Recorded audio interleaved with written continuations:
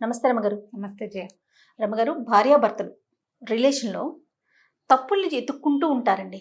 వెనక్కి వెళ్ళి ఎక్కడెక్కడియో ఎప్పుడో జరిగిన విషయాల్ని ఇప్పుడు ఏదైనా ఒక చిన్న గొడవ జరిగిందనుకోండి, ఈ గొడవని ఇప్పుడు జరిగిన సిచ్యువేషన్కి కాకుండా ఇంతకుముందు ఎప్పుడో పలానా రోజు నువ్వు ఈ మాట అన్నావు, లేకుంటే మీ ఫ్యామిలీలో నన్ను ఈ మాట అన్నారు, నువ్వు సపోర్ట్ చేయలేదు.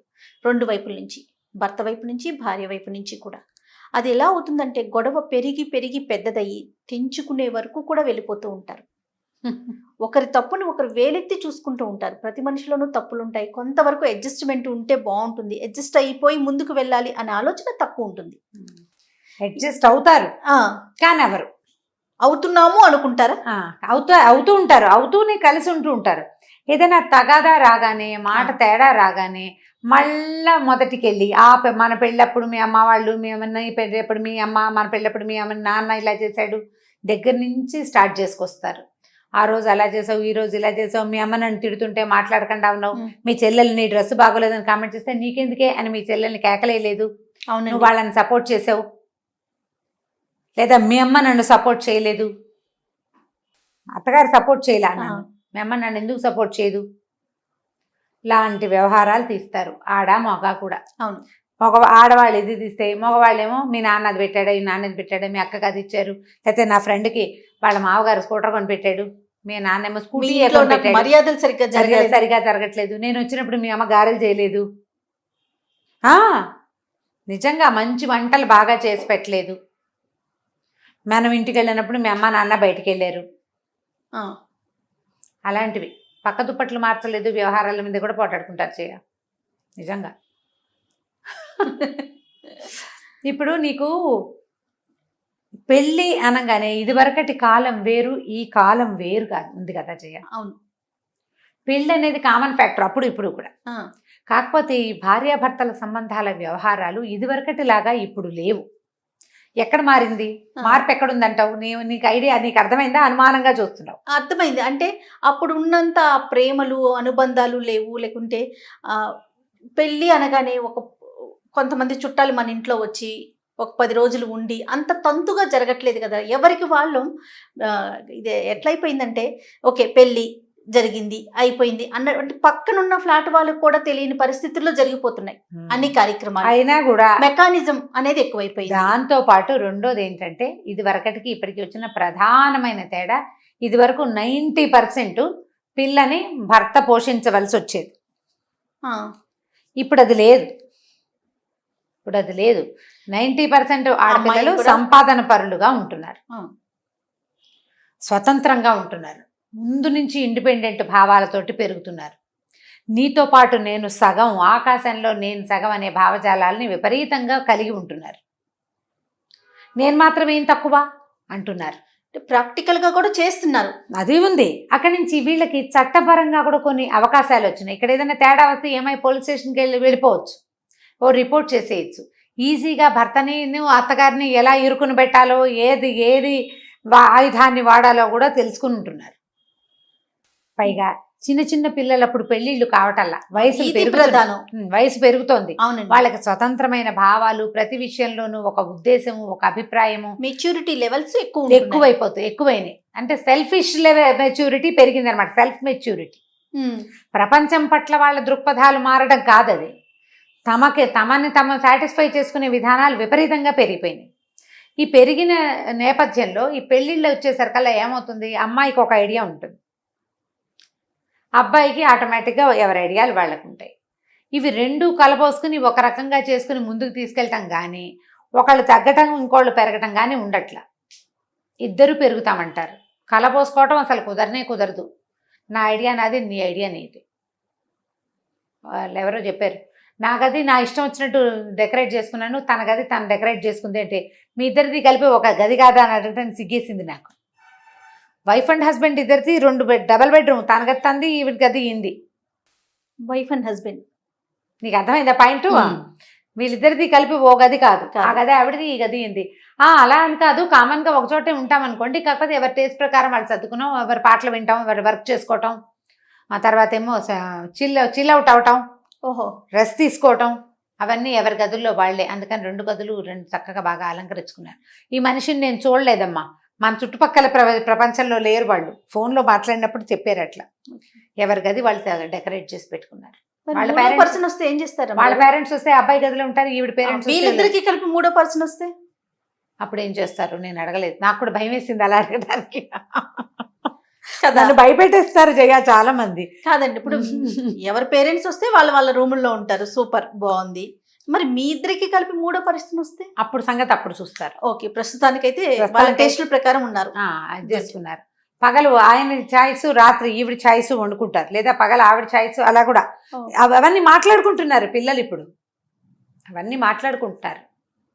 వాటితో పాటు ఇంకా మాట్లాడుకుంటున్నారు. ఏదైనా గొడవ వచ్చి సర్దుకున్నారు, గొడవ వచ్చేసాక తర్వాత ఏదో సర్దుకున్నారు అనుకో, తర్వాత పాత విషయాలు తీయద్దు అనేది కూడా ఒక రైటప్ రాసి పెట్టుకుంటారన్నమాట. అది బాగుంది. పాతవి తీయకూడదు. బాగుంది కదా, మన ఇది దగ్గర చాలా బాగుంది. నేర్చుకోవాలి. ఆ, సరే, ఇప్పుడు ఇలాంటి విషయాల్ని ఇది అందరూ చేయరు.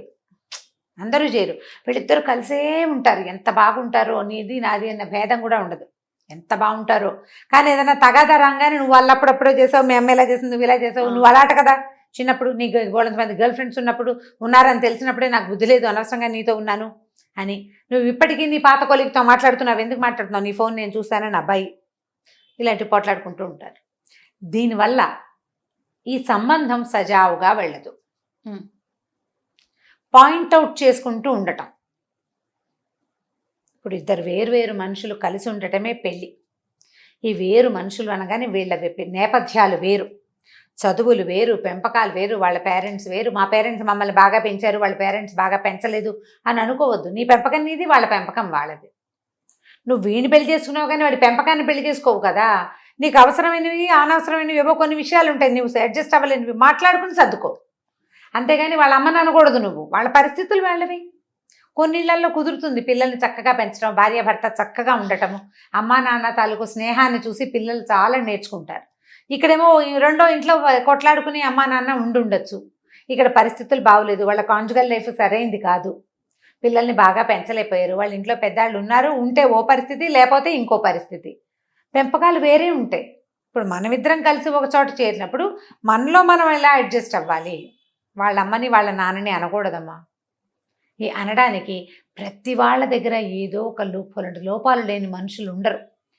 పరమాద్భుతంగా అనిపించే మీ అమ్మ నాన్న చాలా మందికి నచ్చకపోవచ్చు, నీకు సూపర్ వాళ్ళు అంతే.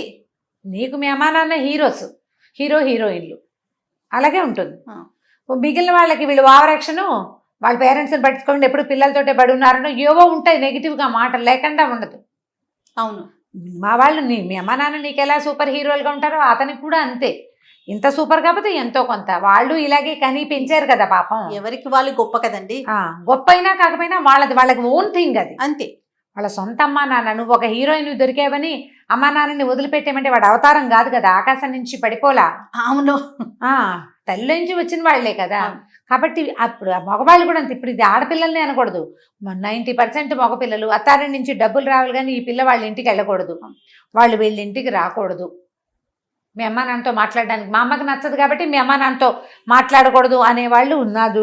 ఒక పాయ పట్టుకుంటే ఎన్ని వెంట్రుకలు ఉంటాయి అంతమంది ఉంటారు. ఏంటి రమ్మగారు, భార్యాభర్తల మధ్య ఉన్న గొడవలకి భార్య తాలూకు ఎవరైనా చనిపోతే కూడా వెళ్ళని అల్లుళ్ళు ఎంత మందో, అలానే కోడళ్ళకి మరి బహుశా అది సాధ్యం కాకపోవచ్చు. ఆడవాళ్ళకి కొంత ఉంది, వాళ్ళకి చేస్తారు కానీ ఎక్కువ కాదు, కొంత పరిమితి ఉంటుంది. కానీ మగవారైతే ఎంత మంది ఉంటారో, ఎంత దౌష్ట్యమో. కనీసం మనిషి చనిపోయినా కూడా మీరు వెళ్ళలేనంత, అంత పగలా, అంత బాగా. మళ్ళీ ఈ అమ్మాయి ఉండాలి, వీళ్ళు సజావుగానే వెళ్తూ ఉంటారు. అంటే నా వైఫ్కి నేను అన్యాయం చేయను. ఇప్పుడు వైఫ్కి అన్యాయం చేయకపోవటం అంటే ఆమె భావాల్ని గౌరవించటం అనే పాయింట్ అర్థం చేసుకోలేరు. పుట్టింటికి వెళ్ళిపోయి ఉండాలని ఉంటుంది పాపం 10 రోజులు. అస్సలు పుట్టింటి మొహం చూడని వాళ్ళని నేను వాళ్ళ కథలకు డజన్లు విన్నాను జయ, డజన్లు ఈ సంవత్సరంలో. లాస్ట్ అక్టోబర్ నుంచి ఇప్పటిదాకా ఇలాంటి కొన్ని టాపిక్స్ చేస్తా ఉంటారు అమ్మగారు. కింద కామెంట్స్ నేను చూస్తున్నాను, ఇప్పటికీ ఇలా ఉన్నారా, మీరే రేస్ చేస్తున్నారు, లేనిపోయి క్రియేట్ చేస్తున్నారు అన్నట్లుగా కొన్ని కామెంట్స్ ఒకళ్ళు పెడతారు. ఒకరో ఇద్దరు, వాళ్ళకి తెలియదు, ప్రపంచం తెలియదని అర్థం వాళ్ళకి. మీరు ఇప్పుడు ఒక మోటివేషనల్ స్పీకర్ గా ఉన్నారు, మీరు ఎంతో మంది మీకు పర్సనల్ గా కాల్ చేసి వాళ్ళ సమస్యను చెప్పుకొని సొల్యూషన్ తీసుకుంటున్నారు మీ దగ్గర నుంచి. మీరు ఎన్ని విన్నారు ఇలాంటి ఇష్యూలు? అవును, కదండి, నేను ఎక్కువ ప్రత్యక్షంగా వింటున్నారు కదా ఇంకా మీరు. అదే నేను చెప్తాను కదా, నేను ఈ కాస్త టైంలోనే నేను వారానికి ఒక్క ఫోన్ కాల్కే ఆ, ఇన్ని కేసులు వింటుంటే నేను చూడండి. అసలు ఎక్కువగా మోటివేషనల్ స్పీకర్స్ చాలా మంది ఫ్యామిలీ కౌన్సిలర్ అయితే అవును. వందల్లో వింటారు. ప్రొఫెషనల్ గా ఉన్న వాళ్ళైతే ఇంకా అసలు వందలు చెప్పక్కర్లేదు. నేనే డజన్లలో విన్నాను. చూడండి. పుట్టింళ్ళకి వెళ్ళనివ్వరు, అక్క చెల్లెళ్ళతోటి మాట్లాడనివ్వరు, పాత ఫ్రెండ్స్ని కలవకూడదు, ఆ, అలాంటి వాళ్ళు ఉన్నారు. అది ఉంది, అది లేదంటానికి వీల్లేదు. అక్కడి నుంచి పెళ్ళిళ్ళు చేసుకునేటప్పుడు ఏదో ప్లాన్డ్గా పెళ్లి చేసుకోవటం.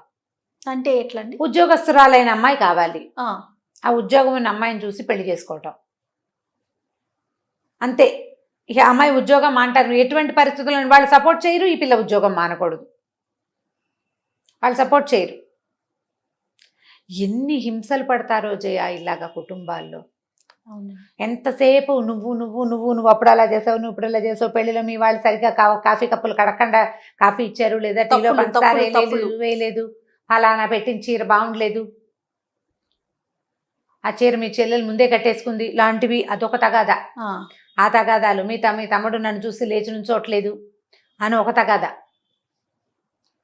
ఈ విషయాలన్నీ తీసుకుంటుంటే ఇప్పుడు మీరిద్దరూ కలిసి ఉండండి అంటే మీ తమ్ముడు, మీ చెల్లి, మీ నాన్న, మీ అక్క, నీ ఫ్రెండ్స్ పెళ్లిలో, లేకపోతే నువ్వు నీ ఉద్యోగం చేసేటప్పుడు దాంట్లో ఈ వ్యవహారాల గురించి మాట్లాడితే అసలు మీ ఇద్దరి గురించి మీరు ఎప్పుడు పట్టించుకుంటారు? మీ ద్వారా వచ్చే పిల్లల్ని ఎప్పుడు చూస్తారు? అది. పిల్లలకి ఏం నేర్పిస్తారు మీరు? ముందు అసలు జీవితం ఎట్లా హాయిగా ఉంటుంది జయ?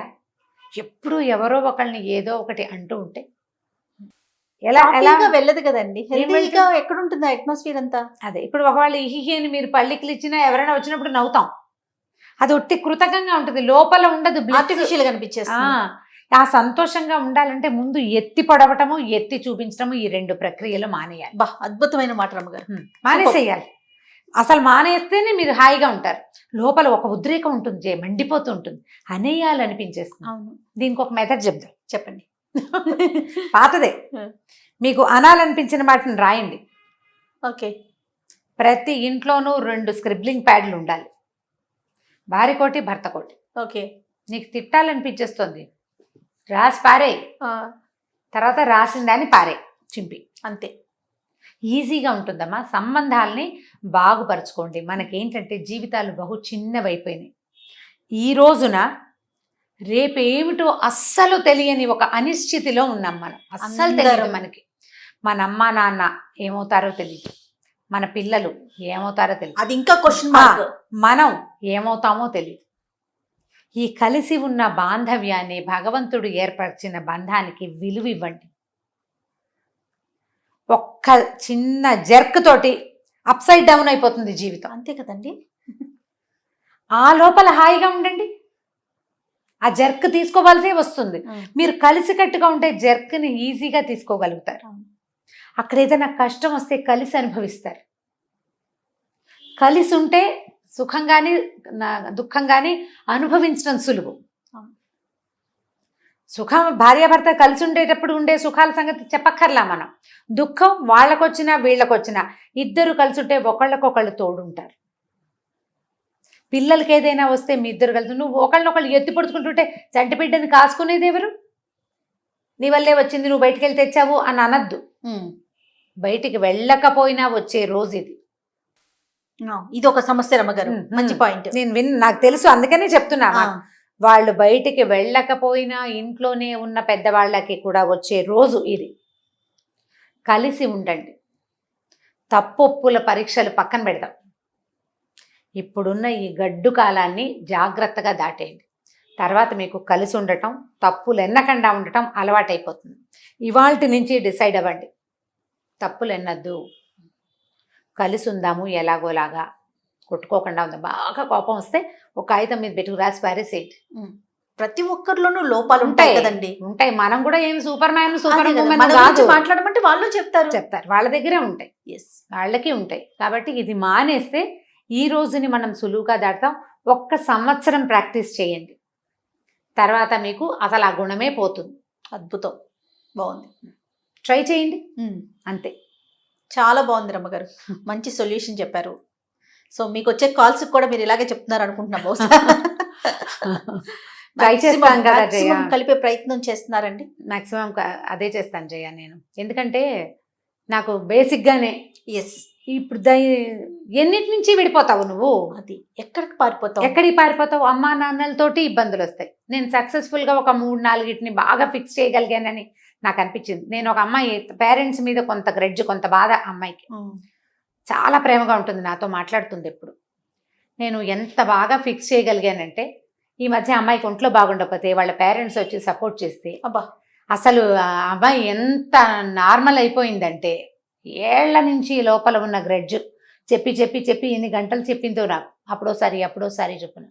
నేను చాలా పర్ఫెక్ట్గా ఫిక్స్ చేయగలిగాను. అసలు ఆ ఒక్క కేసు నేను చాలా బతుకున్నంత happy గా కాలం అనిపిస్తుంది. గుర్తుపెట్టుకోవాల్సిన అద్భుతమైన విషయం అన్నమాట. అమ్మా నాన్నల మీద కూడా అయిష్టాలు ఏర్పడే రోజు ఇది. అవునండి, అవునవును. దాన్ని సరి చేసుకోండి, మీ అంతటి మీరు ట్రై చేయండి, ఇతరుల సహాయం తీసుకోండి. ఎందుకంటే ఇది అసలు లోకం బహు చిన్నది, మన జీవితాలు చాలా ఇంకా చిన్నవి, ఇంకా చిన్నవి. ఇప్పుడు అసలు టైం ఉందో లేదో కూడా తెలియని పరిస్థితి మనది. అవునండి, ఉన్న టైంని మనతో ఉన్న వాళ్ళతో సంతోషంగా, హాయిగా, హ్యాపీగా గడిపేదాన్ని మీరు సొంతం చేసుకోండి ఆ సమయాన్ని. అంతే. దానికోసం ఎవరో ఒకళ్ళు సాయం తీసుకోండి, పోనీ ట్రై చేసి. ఎస్, సరిపోతుంది, ఈజీగా ఉంటుంది. అవును, అంతే. అవును. సూపర్ రమ్మ గారు, థ్యాంక్ యూ అండి. Thank you ji. ఇక ఈ వీడియో కనుక మీకు నచ్చినట్లయితే లైక్ చేయండి, షేర్ చేయండి. మరిన్ని ఇంట్రెస్టింగ్ వీడియోస్ కోసం మా ఛానల్ని సబ్స్క్రైబ్ చేసుకోండి.